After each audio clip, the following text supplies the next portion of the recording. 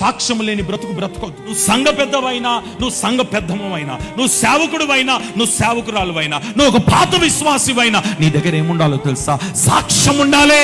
విశ్వాసి నిన్ను చూసి, బా ఎంత మంచోడండి, మా కొరకు ప్రార్థన చేస్తున్నాడండి, మాకెంతో సహాయం చేసినాడండి అనాలే గాని మమ్మల్ని మోసం చేసినాడండి అన్నారే అనుకో. నీ గురించి ఏది నీ సాక్ష్యం? ఇప్పుడు ఆ సాక్ష్యం లేని నిన్ను నా దేవుడు నా కుమారుడు అని అంటాడా?